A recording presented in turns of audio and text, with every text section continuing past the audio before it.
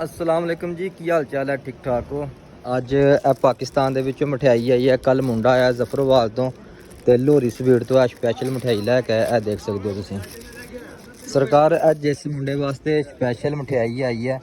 ਉਹ ਮੁੰਡਾ ਇਸ ਟਾਈਮ ਕੈਂਪ ਦੇ ਵਿੱਚ ਹੈਗਾ ਤੇ ਅਸੀਂ ਇਸ ਟਾਈਮ ਜਵੇਲ ਦੇ ਵਿੱਚ ਆ। ਜਵੇਲ ਦੇ ਵਿੱਚੋਂ ਵਲੌਗ ਬਣਾ ਰਹੇ ਹਾਂ ਤੇ ਇਹ ਮਠਿਆਈ ਉਹਨੂੰ ਭਜਾਉਣ ਵਾਸਤੇ, ਉਹਨੂੰ ਦੇਣ ਵਾਸਤੇ ਅੱਜ ਫਰਾਈਡੇ ਆ, ਜੁਮਾ ਤੇ ਅੱਜ ਮੁੰਡੇ ਉੱਥੋਂ ਕਾਫੀ ਆਏ ਦੇ ਨੇ ਕੈਂਪ ਦੇ ਵਿੱਚੋਂ। सरकार ए मिठाई अब्दुल रऊफ दी है तो रऊफ का उत्ते नाम शाम लिखा, पता शता लिखा है, तुसी चेक करो। तो उत्थे मुंडे जड़े ने वो आके KFC ते खड़े ने, कह रहे हैं कि भाई सानू मिठाई दे के जाओ, असी मिठाई कैंप दे विच लैके जाना। तो हुण असी कैंप च KFC ते जा रहे हैं क्योंकि उत्थे बंदा इंतजार करदा पिया, उहनूं मिठाई दे के आनी।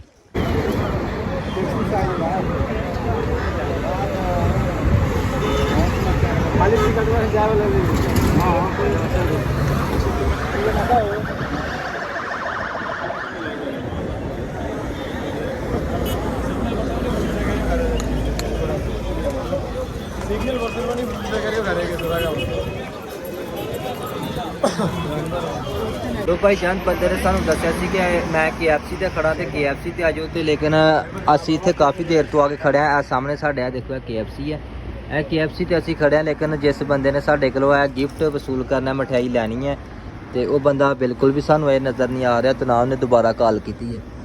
5 ਮਿੰਟ ਵੇਟ ਕਰਨਾ, ਅਗਰ ਆ ਗਿਆ ਤਾਂ ਠੀਕ ਹੈ, ਜੇ ਨਹੀਂ ਆਇਆ ਤਾਂ ਫਿਰ ਦੁੱਧ ਦੀ ਬੋਤਲ ਲੈਣੇ, ਜਾ ਕੇ ਚਾਹ ਬਣਾਉਣੇ ਰੂਮ 'ਚ ਤੇ ਮਠਿਆਈ ਵਾਲਾ ਕੰਮ ਆ ਜਿਹੜਾ ਤਮਾਮ ਕਰਨੇ ਇਨਸ਼ਾਅੱਲਾ। ਅੱਛਾ ਯਾਰ ਭਾਈ, ਲੋਕਾਂ ਦਾ ਸ਼ੌਕ ਚੈੱਕ ਕਰੋ ਮਾਸ਼ਾਅੱਲਾ ਜੀ। ਇਹ ਦੇਖੋ ਮੇਨ ਰੋਡ ਦੇ ਉੱਤੇ ਸਾਈਕਲ ਲੈ ਕੇ ਖਲੋਤਾ ਬੰਗਾਲੀ, ਦੇਖੋ ਇਹਦੇ ਸ਼ੌਕ ਚੈੱਕ ਕਰੋ ਬਸ।